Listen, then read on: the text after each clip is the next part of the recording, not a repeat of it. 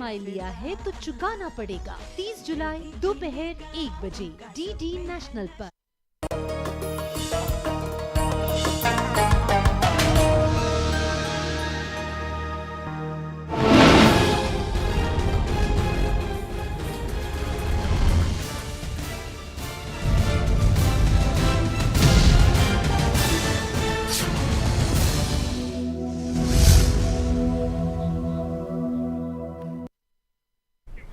आदाब, मैं मीनाक्षी शिवरान हाजिर हूँ हिंदुस्तान की समाजी, इक्तिसादी और माहौलियाती सूरत हाल पर खास प्रोग्राम लेकर। ये है इंडिया।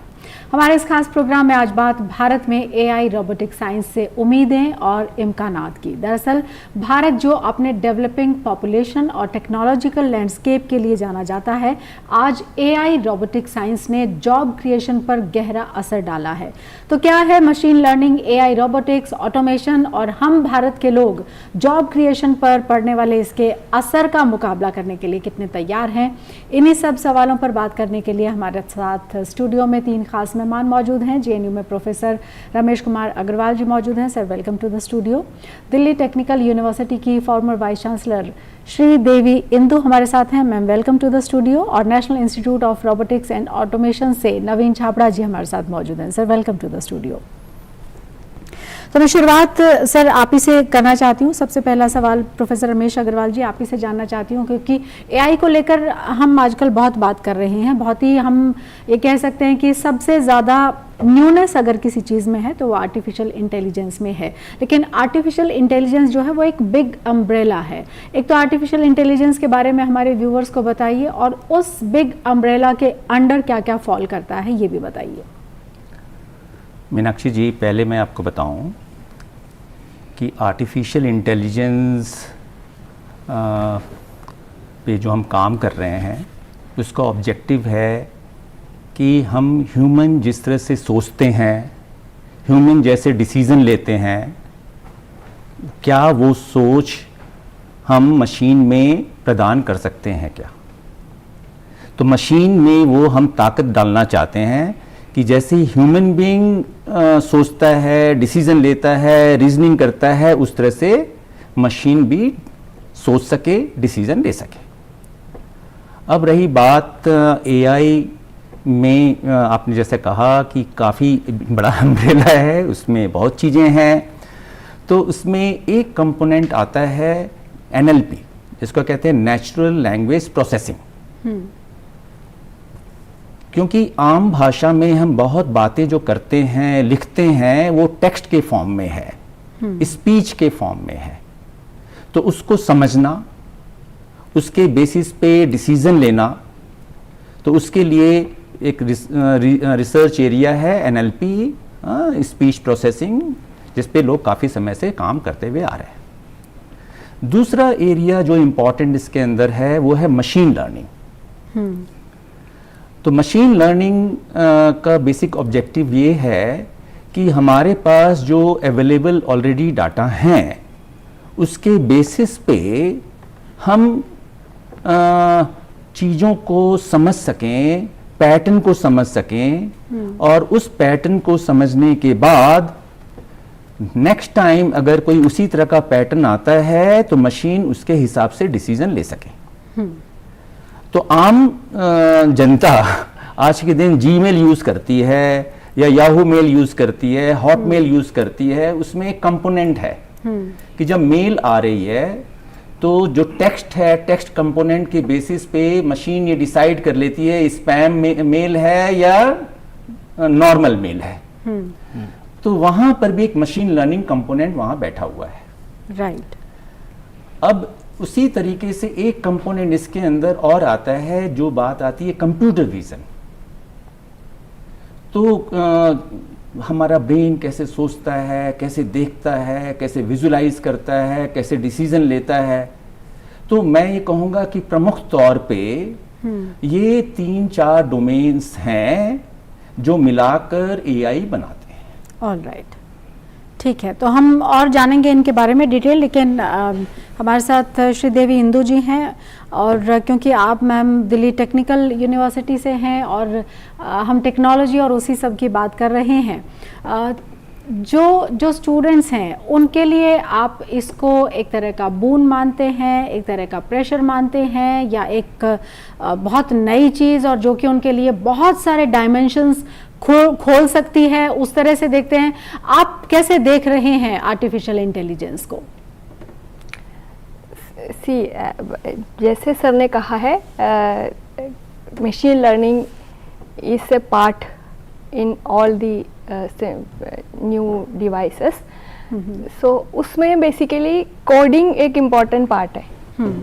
तो जैसे सर ने कहा कि natural language processing, so basically identifying certain terms and then accordingly decision is to be taken. तो इसके लिए कुछ सॉफ्टवेयर प्रोग्राम लिखना होता है। तो बच्चों को ये प्रोग्रामिंग हम यूनिवर्सिटी में पढ़ाते भी है और उस तरीके से उसी के रिलेटेड टॉपिक्स बच्चों को पढ़ाते हैं, सो दैट उसमें काम कर सकते हैं। और बच्चों को मतलब this is a new area and students को यूनिवर्सिटी में पूरा फ्रीडम है कि नए नए एरिया भी लेकर आ जाइए और उसमें भी काम करे। हम सपोर्ट भी करते हैं बच्चों को। मैं इसलिए भी जानना चाहती हूँ क्योंकि आर्टिफिशियल इंटेलिजेंस जो है वो उसको हम आज जिस प्रोपोर्शन में देख रहे हैं ये एक्सपैंड होगा। तो जो इलेक्ट्रॉनिक्स कर रहा है या सीएस कर रहा है, अलग से आर्टिफिशियल इंटेलिजेंस की स्ट्रीम को अगर उसने ऑप्ट नहीं किया है, तो क्या बाकी स्ट्रीम्स के जो स्टूडेंट्स हैं उनके लिए भी कोई एडिशनल हमने उसको ऐड ऑन किया है, या उनको हम किस तरीके से करवा रहे हैं? और क्या उनको इस बात की अवेयरनेस है कि yes this is the new thing और ये आपके करिकुलम का हिस्सा हो सकती है, या आप एडिशनली इसको कर सकते हैं सो दैट कि आपका फ्यूचर प्रोस्पेक्ट जो है वो और ज़्यादा वाइड हो जाए? यस, यूनिवर्सिटी में हर ब्रांच के बच्चे ये they can take a minor option. Okay. So in the minor option they can study artificial intelligence, machine learning, coding, all those things they can do. They can get minor degree in computer science, IT, software, AI, machine learning, like that. So we have inculcated it in the curriculum itself, and students after studying their own core branches they will study some elective subject. So with the minimum number of elective subject we will give a minor degree also. All right. So that is there. जी नवीन छाबड़ा जी, आपसे थोड़ा सा मैं और ज़्यादा technical aspect इसका समझना चाहूँगी, क्योंकि हम जॉब अपॉर्चुनिटी और इन सब बातों की बात कर ही रहे हैं. तो ऐसे में इसको एक एडवांसमेंट के तौर पर तो हमें देखना ही चाहिए, क्योंकि ये भी हम जानते हैं कि जब कंप्यूटर आ रहा था तभी भी बहुत सवाल थे, और अब आर्टिफिशियल इंटेलिजेंस है, उससे पहले चैट जीपीटी और बहुत सारी और चीज़ें हैं जिनको लेकर के ये कहा गया कि एक तरह से ये नुकसान कर रहा है, ख़ासतौर से जो फ़िलहाल में नौकरी पेशा लोग हैं उनको लेकर. आपका क्या मैसेज रहेगा आर्टिफिशियल इंटेलिजेंस को लेकर हमारे व्यूअर्स के लिए कि उनको क्या सोचना चाहिए, क्या करना चाहिए? Rather this is very important. तो आप क्या बताएंगे हमारे व्यूअर्स को? देखिए, विषय बड़ा ही इंटरेस्टिंग विषय है ये. एआई इस समय हावी हो रखा है पूरी दुनिया पे. सारी कंपनियां जितने भी, जैसे आप कह रही थी कि इसमें जो नौकरी पेशा लोग हैं उस पर क्या फ़र्क पड़ेगा, तो जैसे ही कुछ दिनों पहले की बात है कि कुछ कंपनियों ने अपने कुछ एम्प्लॉयज़ को 2% मान लें या 3% मान लें, उनको ले ऑफ किया है. पर उसका नया नाम दिया है कि हम रीट्रेंचिंग कर रहे हैं. रीट्रेंचिंग इन द सेंस कि हम इन लोगों को हटा के दूसरे लोग रख रहे हैं. पहले जो जनरल हायरार्की होती थी एक कंपनी में कि नीचे बहुत सारे लोग काम करते थे, क्योंकि वो एआई का सपोर्ट नहीं था, ऑटोमेशन से काम नहीं होता था, और ऊपर जाते जाते मिड लेवल पे थोड़े कम होते थे, और सबसे ऊपर मैनेजमेंट के स्टाफ होता था बस. But ratherly the things have changed. कंपनियां ये चाह रही हैं कि इनिशियल लेवल पे एम्प्लॉयज़ कम हो, बिकॉज एआई से, जैसे चैट जीपीटी है, ओपन एआई है, कई कंपनियों ने शुरू में इंटरफेयर किया. आजकल एयरटेल ने भी एआई के साथ टाई अप कर रखा है. बट वो टाई अप वाला काम है. जो असली प्रोडक्टिविटी होती है एक नौकरी पेशा आदमी की, या किसी भी जेंडर का नौकरी पेशा हो, उनके लिए असली प्रोडक्टिविटी जो निकलती है वो एआई से कारागार चीज़ों को करना. और उसकी प्रोडक्टिविटी जो सेंस होती है वो 60 से 70% आती है। अगर वो 60 से 70% प्रोडक्टिविटी को देखें तो कंपनी में लोगों को कम करके मैन पावर कम हो सकती है, कंपनी का स्ट्रक्चर कम हो सकता है, रेवेन्यू कम खर्च हो सकता है, बट प्रोडक्टिविटी में फर्क आता है। प्रोडक्टिविटी जो है ना, जैसे पहले ज्यादा लोगों के साथ 100% आ रही थी, एआई से 60 to 70% कैसे फर्क आता है, ये कैसे फर्क पड़ता है? इसका कोई हमारे पास डेटा है उसको लेकर हम कह रहे हैं, या जो बैलेंस शीट या रिजल्ट्स जिस तरीके से डिक्लेयर किए जाते हैं उसको लेकर हम कह रहे हैं? आधार क्या है इसका? बिल्कुल सही, बिल्कुल सही। इसका आधार ये है कि अगर मार्केट कैप देखें तो पूरे वर्ल्ड के एआई में 16% कैप इंडिया का आता है, लेकिन इंडिया की जो मेन आईटी कंपनीज हैं वो खुद कुछ प्रोडक्शन नहीं करती हैं, वो हेल्प करती हैं इन द सॉफ्टवेयर बड़ी बाहर की कंपनियों को। अगर उनके पास ऑर्डर आता है तो ये लोग एआई के थ्रू उनकी सॉफ्टवेयर में हेल्प करते हैं। So it is just like कि if I am creating a product, उसमें मुझे आउटसोर्स करना पड़ेगा तो वो इंडिया से आउटसोर्स हो रहा है। तो it is not a direct product enrolment. Right, ठीक है। और आपसे जो प्रोफेसर रमेश कुमार जी मैं आप जानना चाहती हूँ, वो सबसे ज़्यादा जो एडवांटेज ले रहा है वो कौन सा सेक्टर है, और उस एडवांटेज को भी क्या हम एडवांटेज के तौर पर ही देखें, या अभी क्योंकि बहुत सारी ऐसी चीज़ें हैं, क्योंकि एक तरह का डाउट भी है लोगों के मन में, तो वो डाउट भी कम हो, अपनी लर्निंग, अपने स्किल्स, उनके ऊपर हमें ज़्यादा फोकस करना चाहिए, और करना क्या चाहिए इस टाइम पर? देखिए, मेरे ख्याल से इसके आपके 2 क्वेश्चंस हैं, मैं एक एक करके आंसर दूंगा। राइट। मैं सेकंड क्वेश्चन को पहले आंसर करूंगा, जो आपने पहले नवीन जी से क्वेश्चन किया है उससे थोड़ा सा जुड़ता हुआ भी है कि हम क्या करें। मैं आज जो लोग ऑलरेडी काम कर रहे हैं या फ्यूचर में काम करने वाले हैं, तो जो फ्यूचर में काम करने वाले हैं, मेरे ख्याल से ज़्यादातर यूनिवर्सिटीज़ ने अपने कुरिकुलम में काफ़ी चेंजेस किया है। उसमें लोगों ने यूनिवर्सिटीज़ लेवल पे डिफरेंट ऑप्शंस दिए हैं, आप इलेक्टिव पेपर्स ले लो, आप माइनर्स कर लो, है ना। तो नई एडवांसमेंट टेक्नोलॉजी के हिसाब से जो ज़रूरत है आज की, वो बच्चे उसको उसमें अपना कोर्स करके अपने आप को माहिर बना सकते हैं। ठीक है। तो अब बात हुई जो ऑलरेडी एम्प्लॉयड हैं, तो मुझे लगता है कि उन लोगों को भी समय के हिसाब से अपने आप बदलाव लाने की ज़रूरत है। और आज के दिन बहुत यूनिवर्सिटीज़, बहुत से टेक्नोलॉजिकल यूनिवर्सिटीज़ आजकल कोर्सेज करा रही हैं एआई पे, डाटा एनालिटिक्स पे, है ना, आईओटी पे।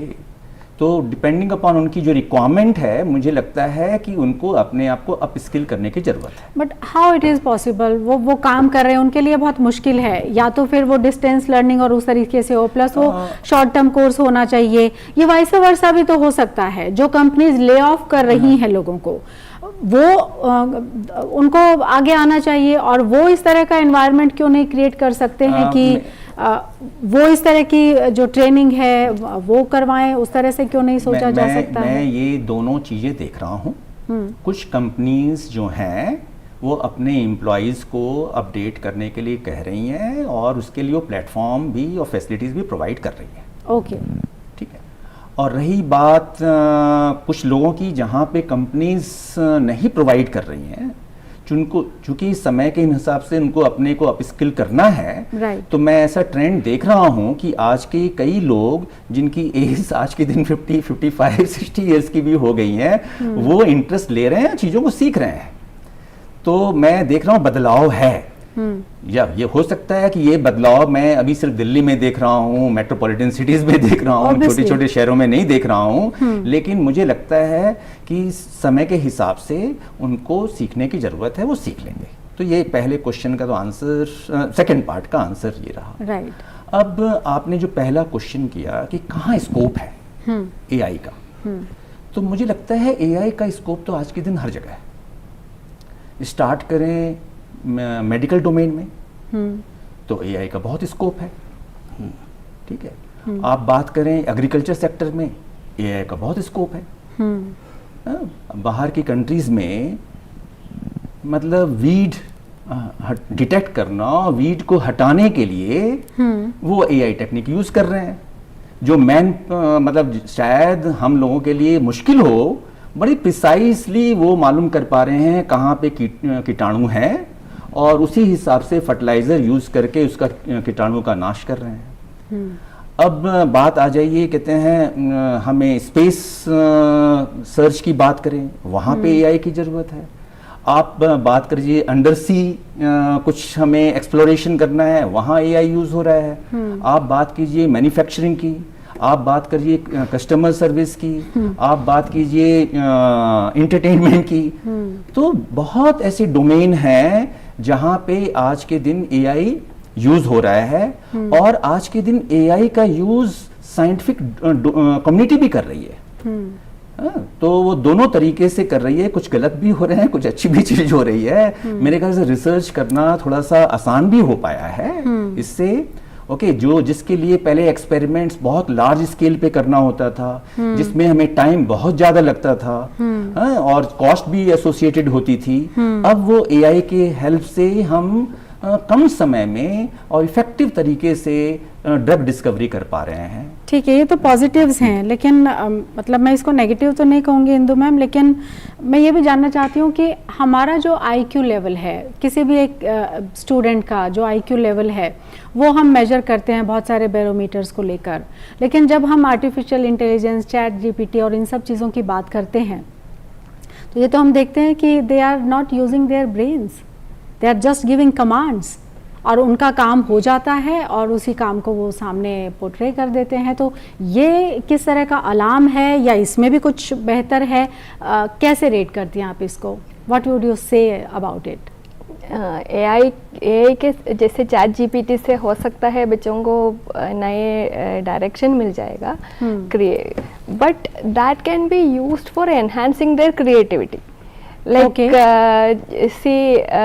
for example, if somebody wants to write a letter, they get the template there. So उसमें वो अपने क्रिएटिविटी और डालकर अच्छा सुंदर बनाकर भेज सकते जल्दी से.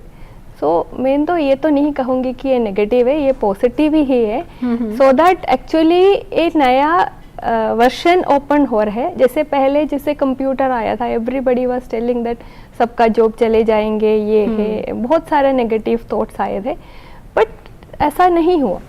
सिमिलरली यहाँ पर भी जैसे अभी कहते हैं कि computer science engineering, IT engineering छोड़कर कोई इंजीनियरिंग करने से मतलब नहीं है, ऐसा बिल्कुल नहीं है.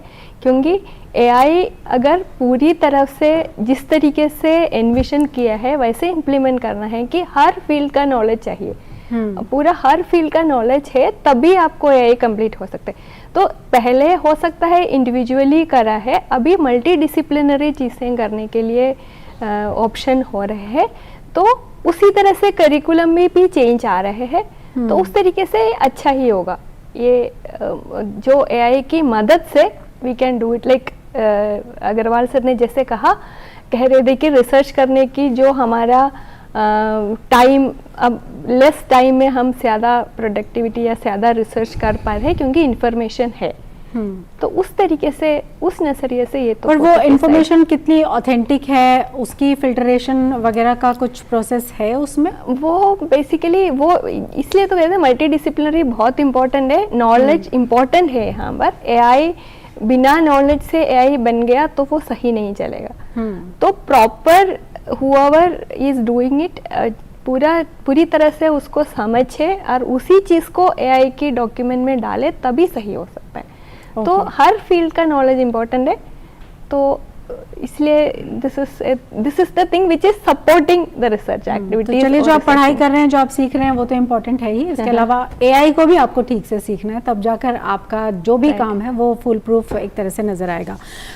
आपसे मैं जानना चाहती हूँ नवीन जी, ऑटोमेशन को लेकर, क्योंकि हम इसमें वैसे भी एडवांसमेंट देख रहे हैं. हम बहुत सारी चीज़ों को हमने ऑटोमेटिक होते हुए अपनी आंखों के सामने देखा है, और वो छोटे से लेकर और बड़ी चीज़ों तक में है। और अब जब AI आ गया है तो उसमें आप किस तरह का एडवांसमेंट देख रहे हैं? मैं चाहती हूँ कि आप हमारे व्यूवर्स को बताइए कि जैसे जो छोटे छोटे प्रैक्टिकल एग्जांपल्स हैं जिसे वो रिलेट कर पाएँ कि हाँ पहले ये ऐसा होता था और अब बिकॉज ऑफ AI हम इसको होते हुए देख रहे हैं, या फिर हम कुछ ही वक्त में इसको विटनेस कर लेंगे। इस क्वेश्चन से मैं जो अग्रवाल साहब से और इनसे बात हुई है उसको रिलेटिवली करके बोल सकता हूँ जी। कि जैसे मैडम ने बोला कि AI का पूरा ज्ञान ज़रूरी है, तो मैंने जैसे पहले क्वेश्चन में आपको ये जवाब दिया था कि नीचे वाले जो लेवल पे, मिनिमम लेवल पे जो वर्कफोर्स होती थी उसको हटा के अब मिडिल लेवल पे किया गया। तो अग्रवाल साहब ने कहा कि आजकल कंपनीज ने एक प्लेटफॉर्म बना दिया है जिसपे कि लोगों को वोकेशनल कोर्स करने का मौका मिल रहा है। सो उनका स्किल एनहांसमेंट होगा तो वो मिडिल मैनेजमेंट में आएंगे, तो वर्कफोर्स कम होगी और काम ज़्यादा होगा और परफेक्शन ज़्यादा आएगा, कि जैसे मैडम कह रही थी। और जो आपका अभी का सवाल था मैडम, एक बार फिर बताइएगा वो सवाल। मैं ये जानना चाहती हूँ कि बदलाव क्या क्या आएंगे। ऑटोमेटिक हमने होते हुए देखा है बहुत सारी चीज़ों को, और क्या क्या हम अभी विटनेस कर सकते हैं या आने वाले कुछ ही वक्त में हम एक तरह का मेजर चेंज देखेंगे because of AI? There will be lot of major changes. इसको रिसर्च से भी जोड़ा जा सकता है, जैसे वो कह रहे थे कि वीड फाइंड करने में कर रहे हैं। Indian council of agriculture researchers is already working on it, लेकिन उसमें एक डर भी होता है। AI हावी हो जाएगा, ये मेरा पहला सेंटेंस था। Like DRDO is also researching on it, तो सिग्निफिकेंटली प्रोसेस एनहांस हो रहा है। अब अनमैन्ड एरियल व्हीकल होता है, जैसे I had lot of discussions with army caps and people, उनके लेक्चर्स भी सुने, तो उसका ज्ञान ये मिला कि जैसे ऑटोमेटेड व्हीकल बनाया जाएगा तो certain stage automated vehicle is automated but on the ground it is controlled by a person. एक आदमी उसको चलाएगा, but later on when AI हावी हो जाएगा तो might be AI may be developing their own brains, they will try and do whatever they deem fit कि ये सही है तो ये करना है हमें। So in that case, people in the entertainment industry are very wise. आज से कुछ समय पहले इस पे एक फिल्म भी आई थी, जो साउथ के सुपरस्टार की कोई एक फिल्म थी जिसमें उसने रोबोट्स के ऊपर AI का इंटेलिजेंस दिखाया है। So people are thinking about it. The production houses in entertainment, they are thinking about it. The DRDO people are thinking about it. The ICAR people are thinking about it, and they are trying to enhance it. Slow and steady, and this is what is going to help in future. कितना percentage आप देखते हैं? Again मैंने जब पहला सवाल था उसका भी काउंटर क्वेश्चन मेरा डेटा को ही लेकर था, ग्राउंड को ही लेकर था, क्योंकि ये अपने आप में सुनने में अच्छा भी लग सकता है और ये ख़राब भी लग सकता है, क्योंकि ह्यूमन ब्रेन की तो कोई उसके इक्विवेलेंट तो हम किसी को मानना नहीं चाहते हैं, ही नहीं है उसके। और हमारा जो स्टोरेज और हमारा जो सब कुछ है एक ह्यूमन ब्रेन का, वो किसी मशीन से उसका कोई कंपटीशन नहीं है। बट स्टिल अगर ऐसा होता है जो आप कह रहे हैं, तो इसका क्या ग्राउंड है? इसमें कई चीज़ें हैं जिनको कि संलग्न में लेना पड़ेगा जी। जैसे मार्केट कैप की बात करें तो मार्केट कैप जैसे आपने बताया था कि कुछ सोर्सेज हैं उनको रिवील नहीं किया जा सकता, बट ठीक है, बट मार्केट कैप बाय 2027 हमारा ट्रिपल हो जाएगा। तो ट्रिपल हो जाएगा तो एनहांसमेंट होगी चीज़ों में, तभी ट्रिपल होगा। तो उस स्टेज पे आने के बाद में व्हेन डाटा एनालिटिक्स भी आजकल चल पड़ा है जैसे, तो डाटा एनालिटिक्स में ऐसा होता है कि wherever we want to come to a decision, जैसे अभी हम बात कर रहे थे कि हायरार्की में कि नीचे के लोग कम करके वोकेशनल कोर्स करके मिडिल में आ गए, तो what will the top management be doing in that? Top management जो है डाटा एनालिटिक्स का काम करेगी और वो एक निष्कर्ष पे पहुंचेंगे। Very few people can come to a conclusion. So this is what AI is going to help, but till what stage इसका कोई बेस नहीं है, और ये क्षितिज चक्र आप जहाँ तक देखते हैं आप वहाँ तक देख सकते हैं, वहाँ तक देख सकते हैं। तो ठीक है, मैं वहीं से सवाल पूछते हुए आती हूँ, क्योंकि मैं ये भी जानना चाहती हूँ कि हम अगर इंडिया की बात करें, हिंदुस्तान की बात करें, तो हम एडवांसमेंट तो बहुत देख रहे हैं, हम अपने करिकुलम में भी उसको शामिल होते हुए देख रहे हैं, हम सब चीज़ें देख रहे हैं। बावजूद इसके भी हम आज के दिन अपने आप को कहाँ पर देख सकते हैं? अगर हम नॉट अबाउट कंपटीशन, बट अगर रैंकिंग के तौर पर देखें या बाकी जो नेशंस हैं वो कितना इसके ऊपर काम कर रहे हैं, हाउ एडवांस दे आर, और हम अपने आप को कहाँ देख सकते हैं? अगर ये मेरे मुतालिक है तो मैं इसका जवाब दूं। आप ही के लिए सवाल है।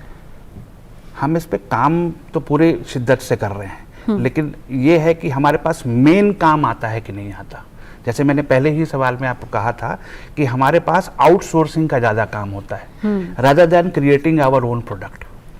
तो इससे ये फ़र्क पड़ता है कि अगर बाहर काम आएगा, जैसे बाहर टेक्नोलॉजीज आई, जैसे परप्लेक्सिटी आया, AI, ओपन AI आया, सब ने पहले ये कहा था कि it is open to all, everything was open to all. हम भी यूज़ कर सकते हैं, आप भी यूज़ कर सकते हैं और सारे यूज़ कर सकते हैं। But the chances are now they are charging for it, so it is not that open.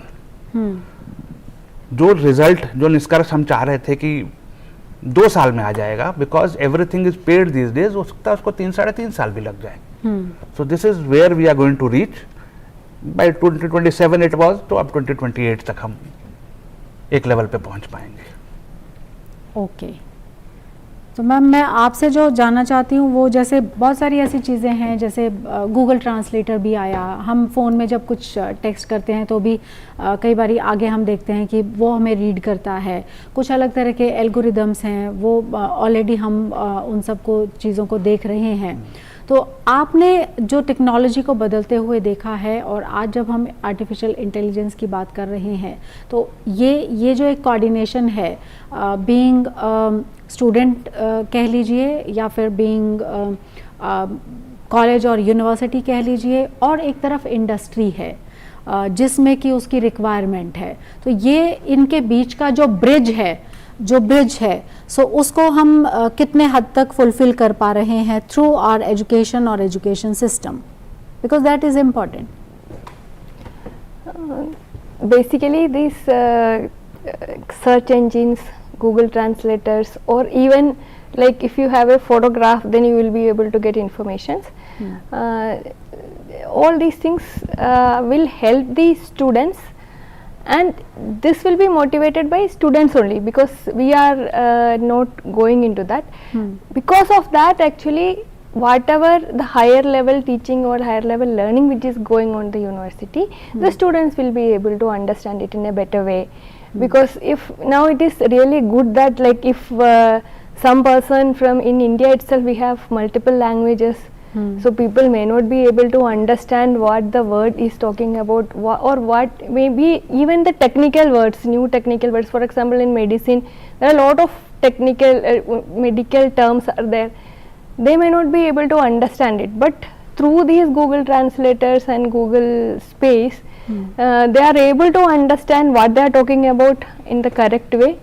And so all these things are actually supporting the even learning environment, as well as students, as well as even faculty members also, because for faculty members also they will be able to find out a new dimension in the class, because students should not get bored about whatever is there in the book, because they are always expecting I something totally other understand, और you answered rightly also. जैसे हमने अभी कुछ दिन पहले ही एक student जो कि आउटसाइड स्टेट के थे, वो किसी और स्टेट से थे, and he was in the south state, और लैंग्वेज बैरियर क्योंकि होता है वहाँ पर, सो उन्होंने गूगल ट्रांसलेटर की हेल्प से पे किया, और technology wise it's awesome, it's great, it's amazing, we can say this. But मेरा सवाल आपसे ये था कि इंडस्ट्री का जो रिक्वायरमेंट है और हमारा जो करिकुलम है, उसके बीच में किसी तरह का do we need a bridge, और हम उसको ठीक से कर पा रहे हैं, जो इंडस्ट्री का रिक्वायरमेंट है, हमारा एजुकेशन सिस्टम स्टूडेंट को वो ही प्रोवाइड करवा रहा है, सो दैट कि जिस ले ऑफ या जिस कॉस्ट कटिंग उस सब की हम बात कर रहे हैं वो उसको फेस ही ना करना पड़े, बिकॉज ही और she will be the fresher, और वो उस एडवांसमेंट के साथ जाए कि उसको इंडस्ट्री एक तरह से हाथों हाथ ले, उसकी रिक्वायरमेंट वहाँ पर उसको फील हो कि yes you are important to this company और दिस प्रोफेशन और this sector. Yes, this industry academia relation is really important. वो वहाँ पर एक्चुअली एकेडमिक इंस्टीट्यूट में अभी थोड़ा सा वो कम पेस में चल रहा है, but still things are moving ahead right now. Like in our university we have started MTech by research. So हम अभी एक्चुअली इंडस्ट्रीज को ही अप्रोच कर रहे हैं कि उनका ही प्रॉब्लम हमें दे दे, तो students will be doing those research work in those research areas. तो उनको we are making them industry ready. The students are like MTech students, and then see if they have done really well, then they may get absorbed in the same company, and company is getting some work done for 1.5 years from the students. So that is there, and similarly even for BTech students also, for 6-month training we have started doing, because that was not there in the academy industry relation, was little bit behind.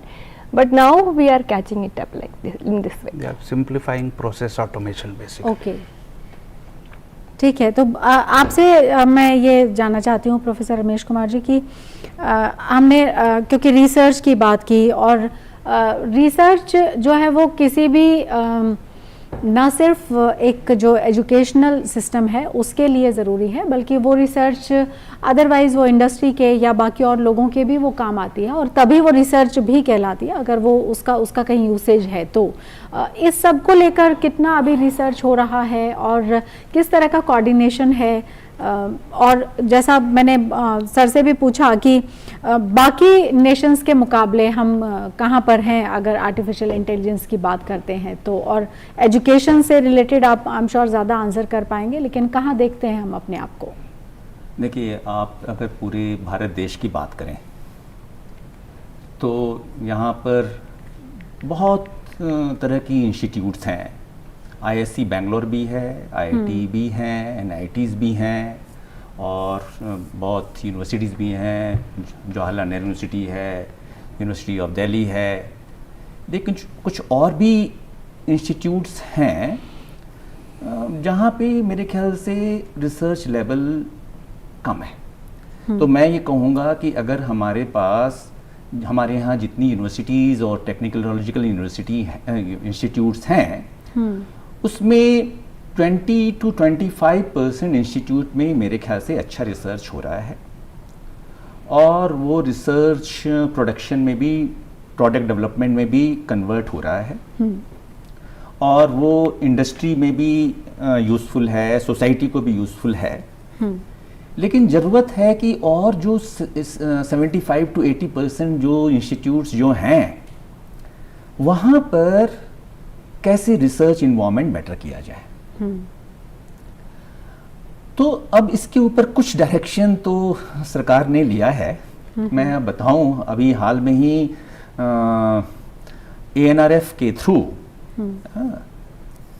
कई host universities बनी हैं जो अच्छा research कर रही हैं, और उस होस्ट यूनिवर्सिटी के साथ कुछ स्पोक यूनिवर्सिटीज़, कुछ स्पोक इंस्टीट्यूट्स भी जुड़ी गई हैं, और इनके बीच में ऐसा समन्वय, ऐसा मतलब ब्रिज बनाने की चेष्टा है कि होस्ट यूनिवर्सिटीज़ इन स्पोक यूनिवर्सिटी का रिसर्च लेवल को थोड़ा सा और इम्प्रूव कराएं, और साथ में अगर स्पोक यूनिवर्सिटी की कुछ अच्छी चीज़ें हैं तो उसको भी वो अपने होस्ट यूनिवर्सिटीज़ में उसको इम्प्लीमेंट करें. तो चूंकि अभी शुरुआत इसी साल से शुरू हुई है, ये 5 साल का मैंडेट है, तो मुझे लगता है कि ये स्पोक और होस्ट यूनिवर्सिटीज़ मिलके जो आगे अगर कंस्ट्रक्टिव रिसर्च करेंगे तो ये फिर जो लोकल इंस्टीट्यूट्स हैं उनमें भी रिसर्च का इन्वायरमेंट इम्प्रूव होगा. हमारी जवाहरलाल नेहरू यूनिवर्सिटी को ये मौका मिला है ना, हमें भी ANRF के थ्रू हमें होस्ट यूनिवर्सिटी बनाया है. हमारे साथ 4 यूनिवर्सिटी हमारे साथ जुड़ रही हैं, और हमारी मीटिंग्स वगैरह रेगुलर हो रही हैं, तो हमें लगता है कि आने वाले समय में शायद इम्प्रूवमेंट और तेज़ी से हो। ओके, आपसे इंदु मैम मैं जानना चाहती हूँ, स्टूडेंट्स का जो इंटरेस्ट है उसमें आप किस तरह का इंक्रीज़ देख रहे हैं? उसमें जो क्यूरीज हैं या फिर स्टूडेंट जिसमें एनरोल अपने आप को ज़्यादा करवा रहा है, जो क्लीशे अब तक जो स्ट्रीम्स चली आ रही थी उसमें, और अगर उसमें एडिशनल आर्टिफिशियल इंटेलिजेंस है तो उसमें कोई रेशो का फ़र्क या उस तरीके से आप देख पा रहे होंगे? हाँ ज़रूर, क्योंकि अभी सारे बच्चों को कंप्यूटर साइंस, आईटी और सॉफ्टवेयर ही चाहिए। इसीलिए तो मैंने पहले भी कहा कि ये अभी जल्दी से इसको बदल जाएंगे, क्योंकि सिर्फ कंप्यूटर कोडिंग और आईटी एप्लीकेशन या सॉफ्टवेयर समझने से जो एआई जो इन्विशन हम कर रहे हैं वो हो नहीं पाएंगे। उसके लिए बेसिकली ऑल एरिया की नॉलेज चाहिए, मैकेनिकल इंजीनियरिंग का, सिविल इंजीनियरिंग का, इलेक्ट्रॉनिक्स, इलेक्ट्रिकल, ये सब चीज़ों का बिना ये चलेंगे नहीं। सॉफ्टवेयर, सिर्फ सॉफ्टवेयर कोडिंग लिखने से नहीं होगा। जैसे अभी रोबोट को कहते थे कि जैसे आप कहते हैं कि एक ब्रेन है, जैसे हमारा ह्यूमन इसमें ब्रेन है और सेंसिंग ऑर्गन्स है, जैसे eyes, nose, ears, skin and tongue. Through that this processor is getting information, and that information is processed and the actuation is done through some peripherals, like maybe हमारा हाथ पैर सब कुछ peripherals जैसे use कर सकते हैं। तो उसी तरह से कंप्यूटर की जैसे सिर्फ कोडिंग से काम नहीं चलेगा, उसको एक्चुअल वर्ल्ड में इम्प्लीमेंट करने के लिए आपको सारे नॉलेज चाहिए। बट लेकिन अभी सारे students IT, computer science, software engineering की ओर जा रहे हैं। मेरे पास जब बच्चे आते हैं पूछते हैं, तब भी मैं यही कहती हूँ कोर इंजीनियरिंग हमेशा रहेगा और उसमें काम करना ही है। तो ये तो कुछ दिनों में वो चेंज आ जाएगा। ठीक है, अभी तो यही है। ओके, तो नवीन जी, जैसे रोबोटिक्स वगैरह हम आजकल देखते हैं कि जो यंग स्टूडेंट्स हैं उनको भी इंट्रोड्यूस करवाया जाता है, वो आगे उसमें कितना परस्यू करते हैं नहीं करते हैं दैट इज़ देयर चॉइस, लेकिन कम से कम इंट्रोड्यूस उनको आजकल कर दिया जाता है। रीज़न बीइंग शायद जिस तरह के एनवायरनमेंट में हम हैं उसकी रिक्वायरमेंट स्कूल्स महसूस करते होंगे, इस वजह से वो किया जाता होगा। लेकिन हम रोबोटिक्स और ऑटोमेशन और कोडिंग और एआई इन सब की बात कर रहे हैं, इनका जो रिज़ल्ट है उसके बारे में मैं आपसे थोड़ा जानना चाहती हूँ। जैसे हम कम्युनिकेशन के लोग हैं, हम कंटेंट क्रिएशन वाले लोग हैं, हमारे लिए किस तरीके से ये असर डालेगा? या जैसे यहाँ पर स्टूडियो में कैमरामैन्स हैं तो कैमरा है, डिजिटल हम लोग हो ही चुके हैं, इन सब चीज़ों के ऊपर किस तरह का असर है आर्टिफिशियल इंटेलिजेंस का? आपका सवाल बड़ा अच्छा है। इस सवाल को शुरू करते हैं NEP 2020 के साथ में। ओके। इस सवाल पे ये आता है कि बच्चों को जो क्यूरियोसिटी के हिसाब से उनको कोर्सेज दे दी जाते हैं, ये तो स्कूल और कॉलेजेस दे रहे हैं। बेसिकली स्कूल में जो बेसिक स्टार्टा होता है लर्निंग का बच्चे का, वहाँ से ये सब शुरू किया जाता है। बट NEP में जैसे CBSE ले लें आप, central board of secondary education ने उसको 8वीं क्लास से मैंडेटरी किया हुआ है। मैंडेट करने का मतलब ये होता है कि उस पर एक पेपर होगा। अब आप कोर्स बुक भी लगाएंगे NCERT की, उस पर एक पेपर होगा। उस पेपर में 50% जैसे केमिस्ट्री फिजिक्स में 30% जो होता था वो लैब प्रोसेस होता था, इसमें 50% लैब प्रोसेस है। बट ये 8वीं के बाद है। उससे पहले अगर वो एकदम से उनको मैं 8वीं में जाके वो पढ़ाना शुरू कर दूं तो बेस बिल्डअप तो होगा नहीं। क्योंकि सपल ब्रेन बच्चे का होता है, वो 3rd 4th क्लास में ही जो ग्रास्प करता है उसकी ग्रास्पिंग स्ट्रेंथ मालूम पड़ जाती है। तो उस हिसाब से वो उसमें हेल्प करेगा एजुकेशन में। ये इसलिए है। जो आपका दूसरा सवाल था कि AI से कंटेंट राइटिंग में और इसमें, तो ये तो बड़ा मतलब ओपन सा है कि अगर किसी को कंटेंट लिखना होता है तो उस पर प्रोबेबिलिटी के हिसाब से वो लिख के डाल देते हैं चैट GPT में और कंटेंट आ जाता है उनके सामने। But that is what I was talking before कि प्रोडक्टिविटी ऑफ एन एम्प्लॉय, उसने डाल दिया पर वो एडिट नहीं कर सकता उसको, वो तो लिख के आ जाएगा बहुत बड़ा पूरा पेपर। एडिट करने के लिए you have to have that knowledge, वो ज्ञान आपको पहले अपने पास होना चाहिए कि उन्होंने डाला और फिर जब कंटेंट आया तो उसको उस हिसाब से एडिट किया। सो जिस तरह से ये हेल्प तो करेगा, बट श्योर शॉर्ट हेल्प के लिए जो बेसिकली आपका कंटेंट राइटर है उसको एडिटर का रोल भी प्ले करना पड़ेगा। एक्चुअली दो तरह के लोगों से मुलाकात होती है आजकल। एक सेट ऑफ पीपल वो है जो ये कहता है कि artificial intelligence is amazingly good, बहुत अच्छा है, और एक सेट ऑफ पीपल ये कहता है कि बहुत ख़राब हो गया है और सब कुछ गड़बड़ हो गया है एआई की वजह से, तो काम रहेगा या नहीं रहेगा, सब कुछ तो वैसे ही हो जाएगा, एक क्लिक अवे हो जाएंगी सब चीज़ें। तो ये जो एक डिलेमा है लोगों के बीच में, आप अपने तरीके से कैसे क्लैरिफाई कर सकते हैं हमारे व्यूअर्स के लिए? ये डिलेमा प्रोज एंड कॉन्स को वे करने का है। जैसे किसी ने मैं अगर उस फील्ड में हूँ तो मैं प्रोज जानता हूँ, हाँ। कोई इस फील्ड में नहीं है, वो उसके कॉन्स जानता है। उनको Y2K, जैसे मैडम ने भी कहा था कि Y2K में हुआ था कि नौकरी जाएगी, बट ऐसा हुआ तो नहीं, क्योंकि सी प्रॉम्प्ट से तब कंप्यूटर चलता था। तो वो चलाने के लिए भी आपको एक आदमी का ऑपरेशन चाहिए, उसी तरह से ये भी है, but it is all similarly compared. Okay, तो इसमें पैनिक बटन नहीं दबाना चाहिए एक तरीके से, अगर इंदु मैम आपसे मैं बात करूं तो, और क्योंकि पढ़ने लिखने वाले और पढ़ाने वाले लोग हैं, तो एक तरह से हमारी ये ज़्यादा बड़ी जिम्मेदारी बन जाती है कि हम अवेयरनेस क्रिएट कर पाएँ। So how aware are students, और अगर मैं जनरल पब्लिक की भी बात करूं, इज देयर अवेयरनेस, और आपको लगता है कि कुछ और भी होना चाहिए लोगों को अवेयर करने के लिए, क्योंकि पैनिक जो है वो एक तरह का स्ट्रेस क्रिएट करता है which is not good for health. Actually, I think AICT has already started like in schools.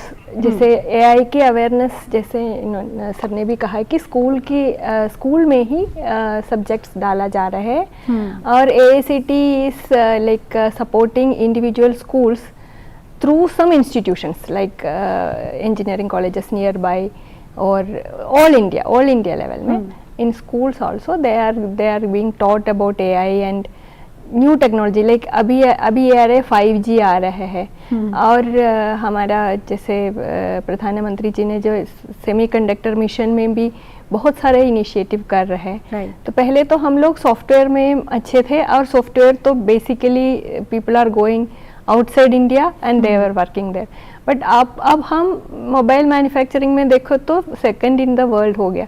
तो वहाँ पर भी इस तरीके से कई सारे जगह जॉब ओपनिंग्स काफ़ी आएंगे, but only thing is that आपका जो ओरिएंटेशन थोड़ा चेंज करना है, तो वो स्कूल लेवल से चेंज करे तो अच्छा होगा।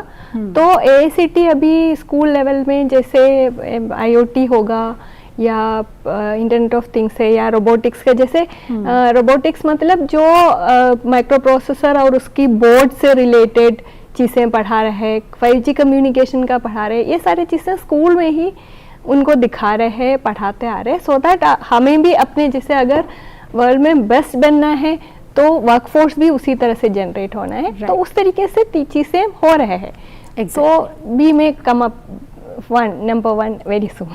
ठीक है बिल्कुल, और I hope so. Professor Ramesh Kumar ji, बहुत ब्रीफ में कंक्लूजन मैं आपकी तरफ से चाहती हूँ, हाउ विल यू कंक्लूड? हमने बहुत सारी बात की है आर्टिफिशियल इंटेलिजेंस को लेकर, एक होप, रे ऑफ होप, और एक पॉजिटिव नोट के साथ आप कैसे कंक्लूड करेंगे? मुझे लगता है कि AI को हमें पॉजिटिव तरीके से देखना चाहिए। हमें समझना चाहिए कि इनकी एप्लीकेशंस कहाँ कहाँ हैं। जो नए बच्चे हैं उसकी इम्पोर्टेंस को समझें और उसके बेसिक्स को समझ के अच्छी कोडिंग करके उस सब्जेक्ट पे अच्छी कमांड बनाएं। जो ऑलरेडी जॉब कर रहे हैं और उनको अपनी थोड़ी सी सोच चेंज करनी पड़ेगी, उनको नए टूल्स सीखने होंगे जो वहाँ की ज़रूरत है। जो AI बेस्ड टूल्स हैं, जैसे जो सॉफ्टवेयर कंपनी में काम कर रहे हैं, तो सॉफ्टवेयर में आजकल टेस्टिंग AI बेस्ड हो गई है, तो अब उनको सीखना चाहिए, है ना। और मुझे लगता है कि एट हायर लेवल सीखना कोई मुश्किल काम नहीं है। अगर वो आदमी सोच ले कि मुझे सीखना है तो सीखना है। और एक प्रिंसिपल लास्ट में जरूर याद रखें हम सारे लोग, वो है, वो एवर लास्टिंग ट्रू रहेगा, डार्विन्स थ्योरी। जी, जी। Survival of the fittest. बिल्कुल बिल्कुल। और तो हमने जो देखा भी है अगर कहते हैं फिट है वो सरवाइव करेगा, जो बिल्कुल, फिट नहीं है बिल्कुल। उसको दिक्कत और हमने होगी। देखा है जो हाँ, लोग सिस्टम पर हाँ, नहीं बैठ पाते थे उनको हमने कंप्यूटर पर बाद में काम करते हुए भी देखा है और अच्छे से काम करते हुए देखा है। तो नई चीज़ों को हमें अडाप्ट करना चाहिए, यही एक हम ये कह सकते हैं कि आउटकम है इस पूरे डिस्कशन का। सो बहुत बहुत शुक्रिया आप सभी का स्टूडियो में आने के लिए। तो आज की पेशकश में इतना ही। हमारे प्रोग्राम आपको कैसा लगा आप अपनी राय हम तक जाहिर कर सकते हैं ddurduspecials@gmail.com पर। पूरी टीम को इजाज़त दीजिए, आदाब।